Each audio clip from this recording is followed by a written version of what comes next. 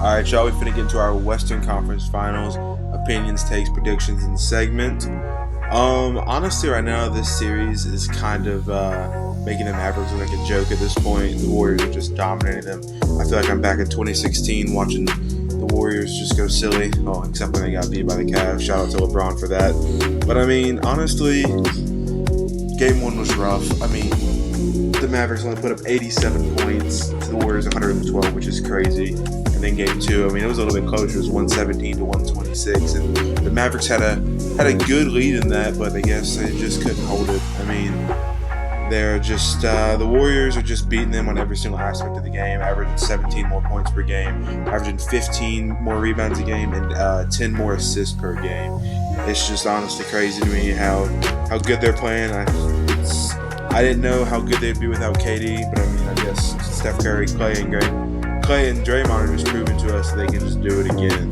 Yeah, most definitely. I think we're most definitely seeing the dominance of the Warriors this year. I think really, when Clay came back this year, I was unsure of what we were going to see as far as production-wise and how this team would do, especially in the playoffs. Seeing if Clay could still run on that knee after the big injury, but I think they haven't missed a beat, really. I think the Warriors are just as dominant as they were before Clay's injury as they are now. And now with guys like Jordan Poole and Kevin Looney, young guys stepping up into their roles.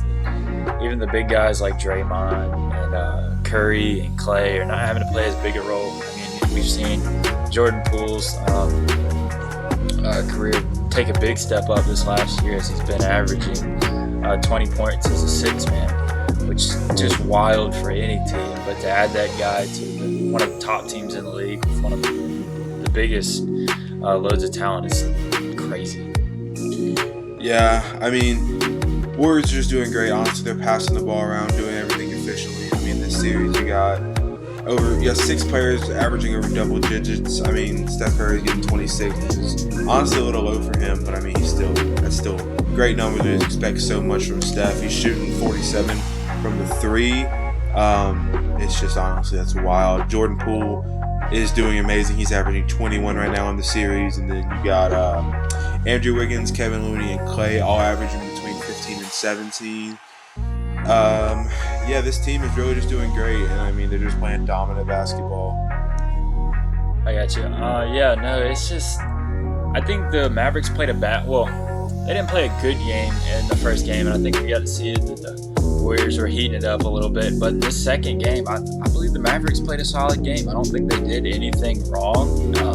For the guys they had, I feel like they played an awesome game. And to lose by 9 to the Warriors as strong as they're playing right now, I think the Mavericks should honestly almost take this as a success. I mean, you got to see that Jalen Brunson, I believe he put up 30 along with Luka's 40 points. I mean, what can you really ask for from your two best players at the moment? I think the Mavericks are just missing pieces to play against this talented of a Warriors team. And sadly, I think this will be their downfall. So I see in this next game, we'll probably see another Warriors win.